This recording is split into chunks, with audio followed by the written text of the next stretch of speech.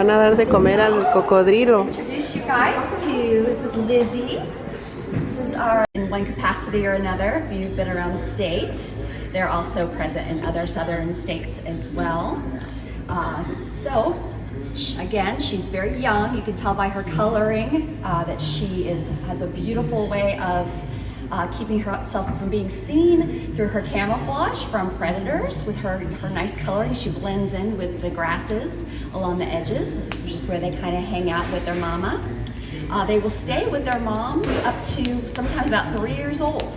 So they stay with moms for a while. Alligator mothers are amazing mothers. So yeah, we had an alligator before that got to be a bit too big for us to handle. So that one went back up to Gatorland, Orlando, and then that's how we got her back. So they stay with us they grow about a foot a year.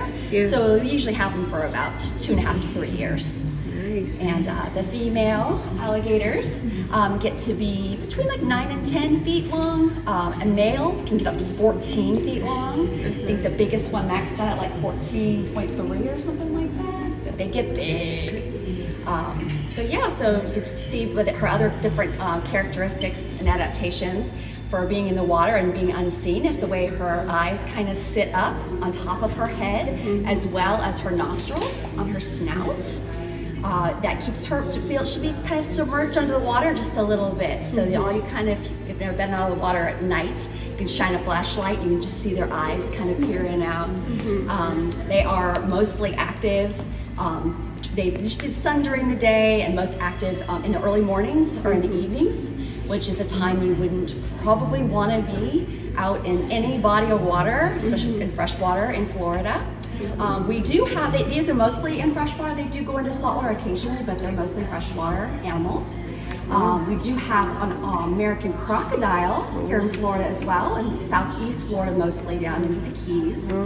They're very different than the crocodiles you would see in the Nile crocodile, this big monstrous 20 feet long, foot long crocodiles. They don't get as big, and they're also very, very shy. So if you ever get a chance to see a crocodile in the wild, you'd be lucky. Going back to her coloring, you can tell that it's more vivid when they're young. They kind of lose it as they get older. When they get older, they don't really have as much to worry about as far as predators, because they are apex predators. There's not a whole lot that can really touch these guys. Between the way that their scales are and their hunting abilities and their amazing grip with their teeth. They have, their bite power is, what's their bite power again? Oh, I thought it was right here. Do you know their grip? Yeah, I don't remember, but it's one of them. It is one of the strongest bites of any animal on earth. So that's why she's taped, because although she's tiny, she is mighty and feisty. So she's still getting used to us, and we're trying to handle her as much as we can, but she's got her own little personality. So we will definitely keep the tape on while we're handling her like this. You can see her webbed feet, ideal for swimming. They are a keystone species. They create, they create gator holes, which is what makes them a keystone species. So you can see like the majority of their length is their tail.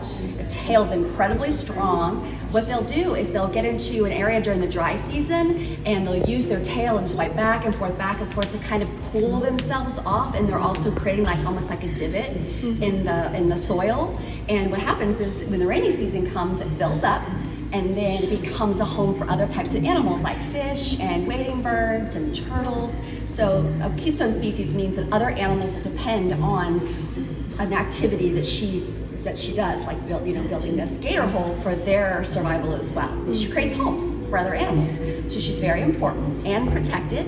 It's a hefty fine if you harass these animals at all or harm them in any way. That's a problem in my community. People messing around with them. I have to always get on the Facebook and tell them to stay away from the alligators in our community, because people just want to fish for them and play with them, which is not smart.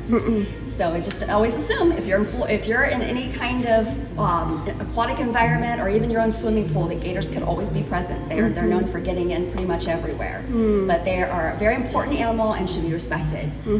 So does anyone have any questions before we feed her? Would you like to do the honors, miss? Yeah. You guys okay? Yeah. Come here, baby. Give me a little feisty one. So, being so heavy.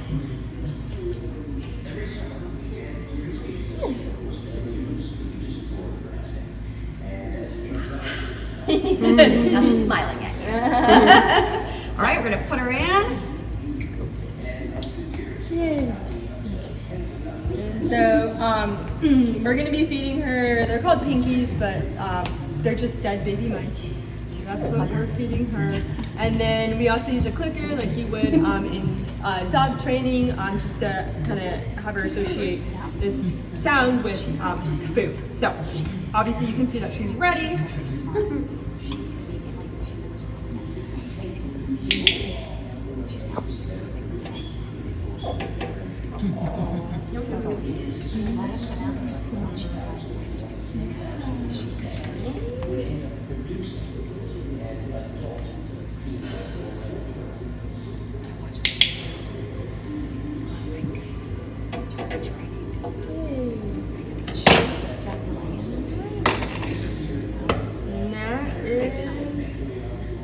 That is all. So, yeah. Do you have any other questions? How many times a day does she get fed? Just once. So She eats twice a week. Twice a Not week? once a day, twice a week. Yeah. Oh, okay. Reptiles do not need to eat every day like other animals. They don't have that high metabolism like a bird or a mammal. Oh. So it's a little bit different for a reptile. You hear a little noise?